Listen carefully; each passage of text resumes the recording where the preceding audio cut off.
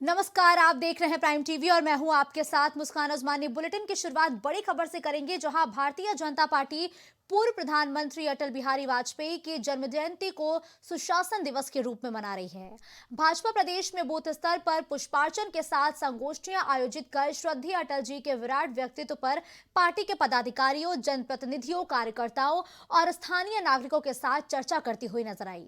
वहीं पूर्व पीएम स्वर्गीय अटल बिहारी वाजपेयी की जयंती को बीजेपी के सभी पदाधिकारी, जनप्रतिनिधि और कार्यकर्ता सुशासन दिवस पर आयोजित स्वच्छता कार्यक्रम और पुष्पार्चन करके गोष्ठियों में सम्मिलित हुए हैं। इसके साथ ही सीएम योगी आदित्यनाथ इस मौके पर आगरा पहुंचे, जहां मुख्यमंत्री योगी आदित्यनाथ अटल बिहारी वाजपेयी की प्रतिमा का लोकार्पण करते हुए नजर आए और सीएम ने स्वर्गीय अटल जी के परिजनों से मुलाकात कर उनका सम्मान किया है। इसके अलावा बटेश्वर धाम से आगरा, ताजमहल, लाल किला और मथुरा वृंदावन के लिए हवाई सफर का भी शुभारंभ किया है। तो भारतीय जनता पार्टी आज पूरे देश भर में सुशासन दिवस मना रही है। दिवाकर, इस खबर पर ज्यादा जानकारी के लिए हमारे साथ इस वक्त फोन लाइन पर जुड़ चुके हैं। दिवाकर, देखिए, आज भारतीय जनता पार्टी पूरे देश भर में सुशासन दिवस मना रही है। इस सुशासन दिवस के जरिए क्या संदेश देने की कोशिश कर रही है बीजेपी? कि दिवाकर। भारतीय जनता पार्टी जानती है कि किस तरीके से वोटरों को रिझाना है, किस तरीके से आम व्यक्ति को रिझाना है और किस तरीके से किस तबके को रिझाना है, अपने पाले में लाना है। बीजेपी के रणनीति का अच्छे तरीके जानते हैं और कोई छोटा छोटा कार्यक्रम हो, कोई बड़ा से बड़ा कार्यक्रम हो, चाहे वो श्रद्धांजलि देने का अवसर हो और चाहे वो कोई अन्य अवसर हो, वो बीजेपी जानती है कि उसको इवेंट कैसे बड़ा बनाना है, यानी उस इवेंट को बड़ा कैसे बनाना है। यही वजह है कि आज जब अटल बिहारी वाजपेयी जी की 99वीं जयंती है, तो उसको बीजेपी ने बृहद रूप से मनाया और सुशासन दिवस का नाम दिया है, क्योंकि अटल बिहारी वाजपेयी कोई छोटे मोटे नेता नहीं, विश्व स्तर पे अटल बिहारी वाजपेयी का बड़ा नाम था और कहीं न कहीं अटल बिहारी वाजपेयी आज भी आम जनता के दिलो दिमाग में बसे हुए हैं। और ऐसे में बीजेपी जानती है कि अगर सुशासन दिवस उनके जयंती के दिन मनाया जाएगा तो इसका फायदा 2024 के लोकसभा चुनाव में बीजेपी को मिल सकता है। यही वजह है कि बीजेपी के बड़े बड़े नेता, चाहे वो प्रधानमंत्री हो या एक छोटा सा कार्यकर्ता हो, वो जनता के बीच जा रहा है, उनसे संवाद कर रहा है, कहीं न कहीं आज अटल बिहारी वाजपेयी जी को अपनी श्रद्धांजलि अर्पित कर रहा है। कुछ ऐसा ही उत्तर प्रदेश में भी दिखाई दिया। देखिए, प्रधानमंत्री के साथ साथ मुख्यमंत्री योगी आदित्यनाथ ने जिस तरीके से अटल जी को श्रद्धांजलि दी, उसके बाद दोनों डिप्टी सीएम, एक अयोध्या जाते हैं यानी केशव प्रसाद मौर्य, और एक लखनऊ में करते हैं। जो संगठन महामंत्री हैं धर्मपाल सिंह, वो अयोध्या चले जाते हैं। जो प्रदेश अध्यक्ष भूपेंद्र चौधरी हैं, वो बरेली जाते हैं। यानी कुल मिलाकर देखा जाए तो इस तरीके से इसको इवेंट बनाया गया है, जिससे कि कहीं न कहीं एक बड़ा मैसेज जाए। और सबसे बड़ी बिल्कुल बात यह है दिवाकर, कि ठीक इस कहा आपने कि बीजेपी हर एक मुद्दे को अक्सर इवेंट बनाती है, चाहे वो कोई चुनावी राज्य में चुनाव हो या तो फिर वहां के नतीजे आते हैं। बीजेपी जानती है कि हर मुद्दे को उठाना कैसे है। लेकिन दिवाकर, आज जब सीएम योगी आदित्यनाथ आगरा पहुंचे, जहां उन्होंने अटल जी की प्रतिमा का लोकार्पण किया है, तो उस दौरान सीएम योगी ने दो बड़ी बातें बोली कि अटल जी ने स्थिर सरकार दी और पाकिस्तान के हाल पर भी उन्होंने एक नजर डाली है। इसके जरिए क्या कहने का प्रयास, क्या जनता तक संदेश पहुंचाने का काम आज सीएम योगी ने किया है? अब बिल्कुल देखिए, जनता तक यही संदेश पहुंचाने का काम किया है कि देखिए, अटल बिहारी वाजपेयी जो है वो उन्होंने स्थिर सरकार दी और उनके साथ तो ऐसे वाकये जुड़े हैं कि विपक्ष में रहते हुए भी उनको विदेश में अहम चर्चा के लिए विपक्ष सत्ता पक्ष ने भेजा था। और तो जाहिर सी बात है कि कहीं न कहीं ये मैसेज देने की कोशिश की गई है। और दूसरा, पाकिस्तान को लेकर जिस तरीके से कहा है मुख्यमंत्री योगी आदित्यनाथ ने, तो साफ मैसेज है कि बीजेपी से जुड़े रहे हैं और बीजेपी जो है वो अटल जी को मानते उनके पद चिन्हों पे चल रही है। तो जाहिर बात है कि अगर अटल जी इतना अच्छा कर सकते हैं तो आज क्यों नहीं अच्छा हो सकता है। कुल मिला के मैसेज देने की ये कोशिश की गई है कि अटल जी के पद चिन्हों पे ही बीजेपी चल रही है और अगर 2024 के लोकसभा चुनाव में एक बार फिर से जीत हासिल होती है तो अन्य ऐसी योजनाएं बनेंगी जो कि कहीं न कहीं देश को विकास की गति पे और तेजी से आगे बढ़ाएंगी। और इसके साथ साथ जो आम जनता है, जो देश के लोग हैं, उनका भी उत्थान जो है बड़ी तेजी से होगा। जी बिल्कुल, देखिए दिवाकर, यूं तो आज अटल जी को हर कोई श्रद्धांजलि अर्पित कर रहा है, तमाम बधाइयों का भी दौर जारी रहा। लेकिन दिवाकर, कोई ऐसा वाकया जो आपको अटल जी के बारे में याद हो, जो आज भी आपके जहन में जिंदा रहता है? अब बिल्कुल देखिए, अटल जी के बारे में अगर कहा जाए तो अटल जी के ऐसे कई वाक्य हैं जो कि कहीं न कहीं लोगों के जहन में है।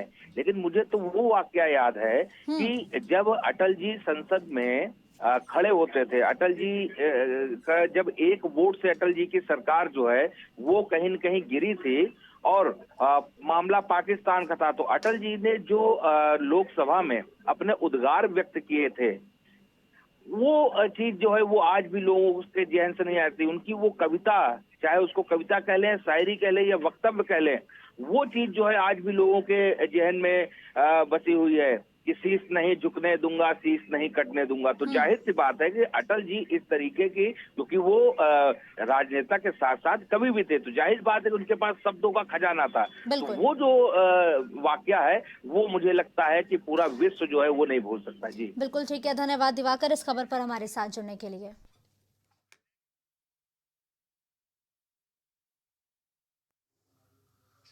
बिहार के मुख्यमंत्री नीतीश कुमार ने दिल्ली में इंडिया अलायंस की बैठक में नाराजगी की खबरों को आज एक बार फिर से सिरे से खारिज किया है।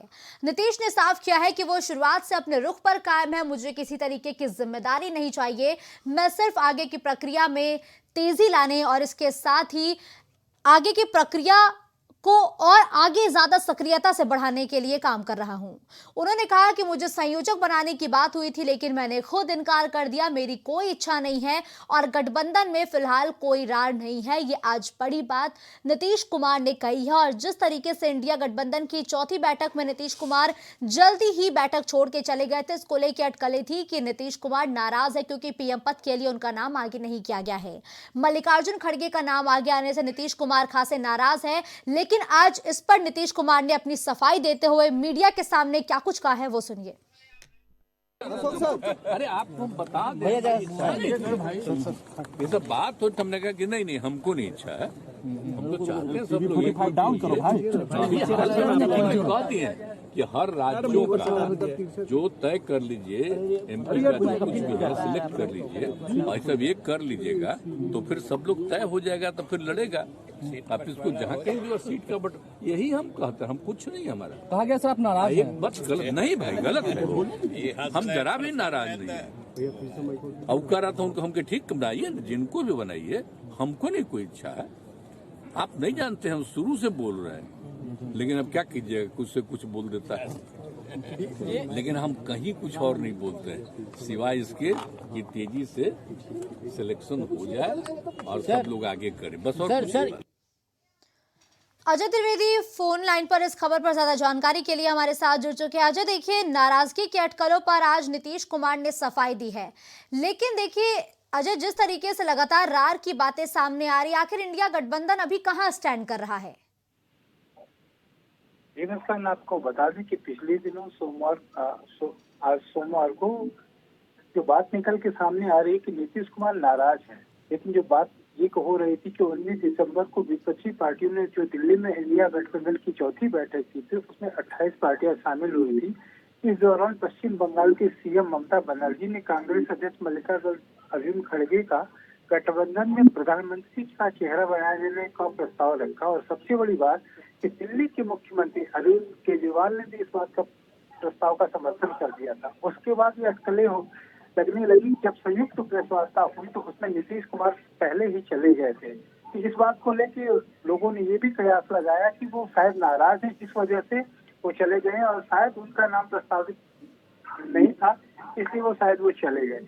लेकिन आज नीतीश कुमार स्वयं आए और उन्होंने अपनी बात रखी कि उन्होंने ये कहा कि इंडिया अलायंस की बैठक में नाराजगी की खबरों को सीधे खारिज किया और उनका ये भी कहना है कि साफ तौर पे अपने रुख पे वो कायम है। वो पहले भी कहते रहे हैं कि वो राज्यों को जिम्मेदारी मिले और वो पहले क्लियर हो कि किसको कितनी सीटें और जो जिस राज्य में जिसकी उपस्थिति उस तरह से हो, उनको वो सीटों की बात करें जिससे हम आगे चुनाव में जा सकते। लेकिन सबसे बड़ी बात ये है, उनका ये भी कहना है कि वो सिर्फ प्रक्रिया में तेजी लाने की बात को कह रहे थे। जी बिल्कुल, लेकिन देखिए अजय, जदयू के मुख्य प्रवक्ता केसी त्यागी ये भी कहते हुए नजर आ रहे थे कि आखिर ममता बनर्जी ने इंडिया की दिल्ली बैठक में प्रधानमंत्री पद के लिए मल्लिकार्जुन खड़गे का नाम क्यों प्रस्तावित किया। ऐसे में आज नीतीश कुमार सफाई पेश करते हैं, तो ये जदयू का स्टैंड क्या माना जाए कि उनके जो प्रमुख है वो ये कहते हैं कि वो नाराज नहीं है, लेकिन उन्हीं के प्रवक्ता खड़गे के नाम पर नाराजगी जाहिर करते हैं। जी आपकी बात बिल्कुल सही है कि जेडीयू के प्रवक्ता, लेकिन नीतीश कुमार का जो सोचना है वो अलग बात है। नीतीश कुमार पार्टी अध्यक्ष है, पार्टी की कमान भी नीतीश कुमार के पास है। लेकिन ये जरूर हम कह सकते हैं कि जो हमारे सूत्र बता रहे हैं, जो प्राइम टीवी के सूत्र बता रहे हैं, कि 29 तारीख के बाद एक बड़ी खबर निकल के आ सकती है जेडीयू से कि जेडीयू का फैसला कुछ बड़ा होने वाला है। लेकिन अभी ये कहना गलत है। लेकिन हाँ, ये खबरें भी निकल के आ रही हैं, जिससे आप सभी का ध्यान एक बार मैं आकर्षित कराना चाहता हूँ कि सबसे बड़ी बात जो निकल के आ रही है इस समय, कि जैसे बीजेपी के पद से सुशील खबर पर हमारे साथ जुड़ने के लिए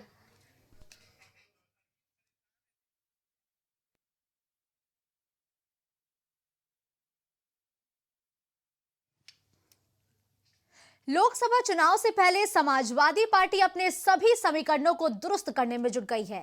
सपा ने पीडीए यानी कि पिछड़ा, दलित, अल्पसंख्यक का नारा दिया है। वहीं अब पार्टी अगड़ा को भी जोड़ने में जुट गई है। इसी कड़ी में सपा अब ब्राह्मण सम्मेलन आयोजित कर रही है।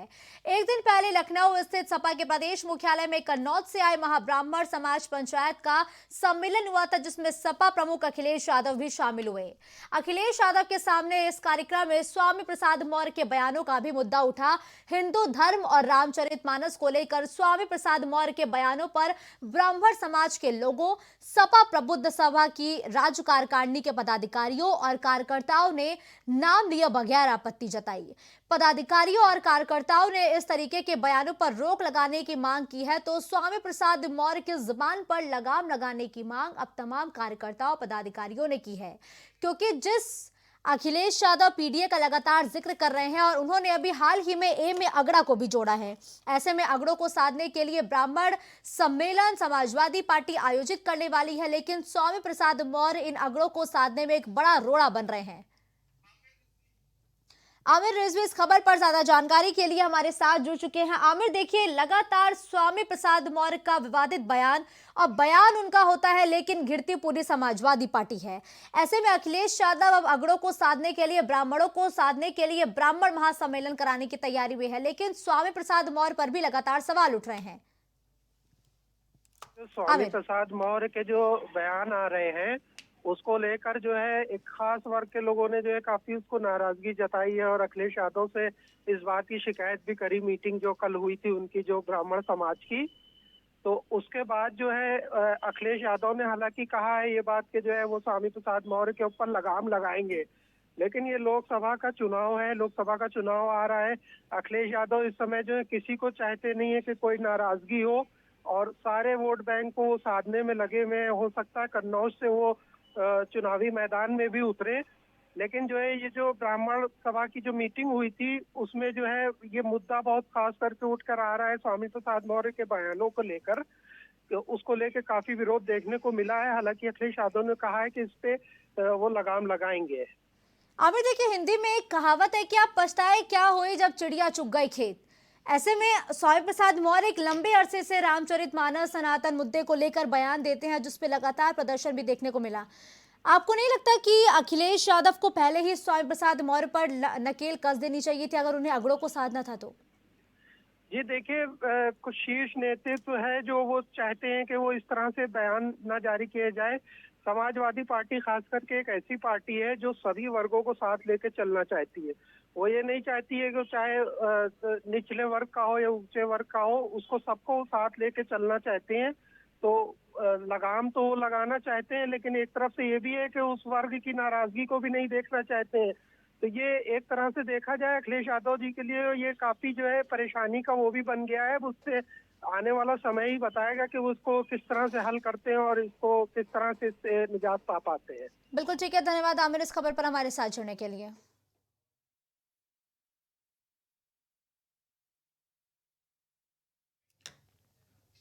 तो 25 दिसंबर यानी कि आज के दिन ईसाई धर्म के अनुयायी प्रभु यीशु का जन्मदिन मनाते हैं, और ये पर्व ईसाई धर्म के लिए साल का सबसे बड़ा और महत्वपूर्ण पर्व होता है। और भारत समेत विदेशों में भी इस पर्व को बड़े ही हर्षोल्लास के साथ मनाया जाता है। और ईसाई धर्म के अनुसार ऐसा माना जाता है कि इस दिन यीशु का जन्म हुआ था। इस कारण लोग आज चर्च में जाकर परमेश्वर की प्रार्थना करते हैं। आज के दिन चर्च को रंग बिरंगी लाइटों से सजाया जाता है। चारों तरफ खुशियां ही खुशियां होती हैं। इसी के साथ लोग घरों और चर्चों में शुभता का प्रतीक मानते हुए क्रिसमस के पेड़ को भी लगाते हैं। तो आज पूरे देश के साथ विदेश में भी क्रिसमस का त्योहार बेहद ही धूमधाम के साथ मनाया जा रहा है। और क्रिसमस को लेकर लखनऊ में भी लगातार रौनक देखने को मिल रही है। ट्रैफिक व्यवस्था को ध्यान में रखते हुए रूट्स का डायवर्जन भी किया गया है ताकि लोगों को परेशानियों का सामना ना करना पड़े। साथ ही सुरक्षा के भी पुख्ता इंतजाम किए हैं। राजेश यादव इस खबर पर इस वक्त लाइव हमारे साथ जुड़ चुके हैं। राजेश, देखिए, आज पूरे दुनिया भर में क्रिसमस का त्योहार बेहद ही धूमधाम से मनाया जा रहा है। ऐसे में प्रदेश की राजधानी लखनऊ से आप कैसी तस्वीरें देख रहे हैं? जी मुस्कान जी, आपको बता दूं कि इस समय मैं लखनऊ के कैथेड्रल चर्च में खड़ा हूं। यहाँ के फादर से हमारी भी बात भी हुई है। तो उन्होंने कहा कि जो क्रिसमस का त्यौहार है आज की डेट में पूरे देश में हर्षोल्लास का साथ मनाया जा रहा है। यहाँ तक कि मैं आपको बता दूं कि जो क्रिसमस का त्यौहार है ये सिर्फ ईसाइयों का ही नहीं अब बल्कि हर जाति वर्ग का बन चुका है। और उतना ही नहीं, जो यहाँ कैथेड्रल चर्च में आज ये त्यौहार मनाया जा रहा है, यहाँ पर लोगों का हुजूम बिल्कुल देखने को मिल रहा है। और उसके साथ साथ में यहाँ की जो सुरक्षा व्यवस्था है वो बहुत ही चाक चौबंद कर दी गई है। उसके साथ साथ क्योंकि जो यहाँ के फादर हैं उन्होंने बताया कि कम से कम लाखों लोगों की आने की संभावना है। उसको देखते हुए सुरक्षा व्यवस्था को काफ़ी चाक चौबंद किया गया है। और उसके साथ साथ में यहाँ पर तरह तरह की लाइटें लगाई गई हैं, तरह तरह से इसको सजाया गया है।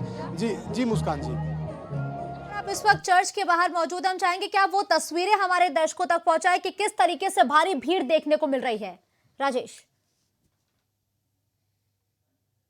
जी मुस्कान जी, मैं अपने कैमरामैन से कहूँगा कि यहाँ पे जो भीड़ है वो भीड़ को दिखाएं यहाँ पर कि कितनी ज़्यादा यहाँ पे लोगों की तादाद है। मैं कैमरामैन को कहूँगा कि वो हमारे कैमरामैन जो है इसको भीड़ को दिखाएं कि कितनी ज़्यादा यहाँ पर भीड़ है, कितनी तादाद में यहाँ लोगों की संख्या है।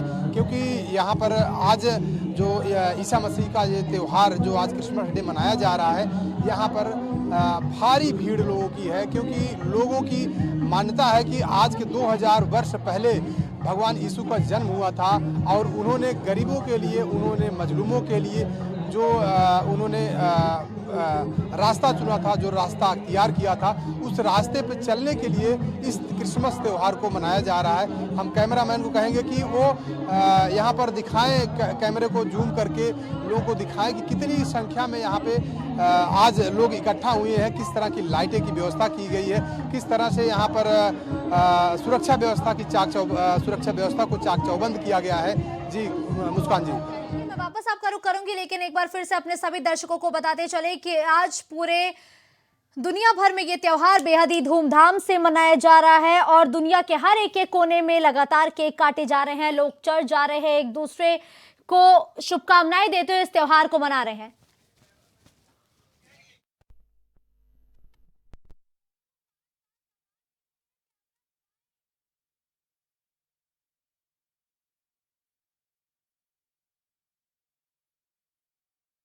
काटने के अलावा अभी यहाँ पर मोमबत्ती जलाकर पूजा अर्चना भी कर रहे हैं।